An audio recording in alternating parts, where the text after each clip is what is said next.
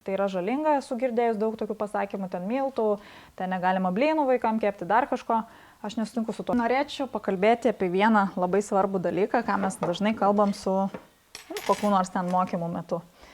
Koks produktas yra geriausias? Geriausias produktas, turbūt žiūrint pagal viską, yra pupelės, lęšiai ir visi ankštiniai, nes jų sudėtinėse dalyse yra labai paprasta ir aišku viskas. Yra didelis baltymų kiekis, tai yra didelis skaidulų kiekis, praktiškai didžiausias, kalbant apie sausą produktą. Čia yra jau virtos, ne? Tai jos galimai, žiūrint pagal dydį, 3-4 kartus galėjo prisitraukti vandens, tai tą kiekį reikėtų dauginti iš to kiekio, kuris yra čia parašytas. Tai jeigu skaidulinės medžiagos 100 gramų yra 4,2 gramai, na, tai dauginkim iš 3-4, tai ir bus apie 20. Baltymų 5,6, tai dar daugiau, 25 beveik gramai, skaičiuojant visą produktą. Dabar, norint tą jums įrodyti, pasimsiu vieną vadovėlį. Tai turiu knygą, pagal kurią turėtų būti vertinamos kalorijos. Iš savo dėstytojos gavau maisto technologijų studijų metu. Galime susirasti tokį dalyką kaip pupelės ir pasižiūrėti. Baltymų yra iš viso 22,8 gramo, 100 gramų, tai yra 22,8%. Čia sausojo produkto. Sočiųjų riebalų rūgščių praktiškai nerasta. Tų mums nelabai gerų gyvulinės kilmės, daugiausiai sieja mūsų gyvulinės kilmės produktais 0,19. Polinesočiųjų 0,91, mononesočiųjų 0,12 ir ne kažkokie tai milžiniški kiekiai, nes apskritai kalbant, tai vat, riebalų čia nėra. Tai 1,6 gramai tik tai riebalų. Angliavandenių šiam. Iš jų cukrų 4,6, tai natūralių cukrų yra 4,6. Na ir dėl skaidulinių medžiagų gal šiek tiek persistengiau, tai 15 gramų. Bet tai yra tikrai milžiniškas kiekis. Kai kuriuose pupelėse esu mačiusi iki 20 gramų. Turbūt vis tiek skiriasi šiek tiek tas kiekis. Lęšiuose galime pasižiūrėti, kiek yra lęšiuose.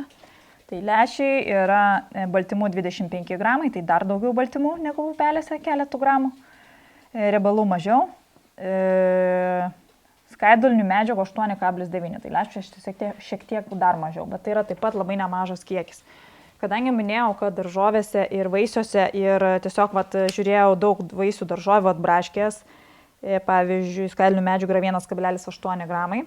Aišku, nekalbu apie kitus visus dalykus, bet esmė yra tame, kad tai yra mažai. Ir kai mes kalbame arba kažkas sako, kad negalim vartoti grūdinės kilmės produktų, nes tai yra žalinga, esu girdėjus daug tokių pasakymų, ten miltų, ten negalima blynų vaikam kepti, dar kažko.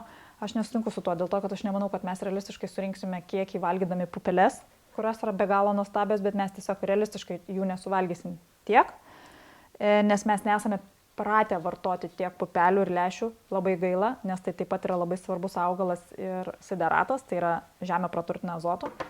Natūraliai, daržovėmis mes ir vaisiais niekada nesuvalgysime tiek. Tai yra apie 3 kg mums reikia suvartoti per dieną, kad mes pasiektumėm tą kiekį. O su pupelėm, daržovėm ir viso grūdo produktais, išskirtinai kalbant apie tai, kad tai yra viso grūdo produktai, mes tikrai tą padarysime. Kaip pavyzdžiui, viena riekelė duonos sveria 40-50 gramų, duonoje viso grūdo yra apie 10-12 gramų, gali būti net iki 15, nu tai sakykime nuo 8 iki 15, nu taip jau toks geras rėžis tinkamas, bet sakykime 10 gramų, kad būtų paprasčiau skaičiuoti, tai vienoje riekelėje, tai 2 riekelės yra 100 gramų. Tai ir turime 10 gramų skaidulų iš 30-40 gramų, iš 30-40 gramų, kurių mums reikia. Vėl 30-40, sakau, tiesiog. Tai yra labai gerai, bet su daržovėmis mes jų nesurinksime. Ir tai be abejo daržovės yra labai svarbu ir jos yra naudingos ir jos turi labai maistinių medžiagų įvairių ir taip toliau, tarp jų ir skaidulų, bet tų skaidulų nėra tiek daug, kiek norėtų.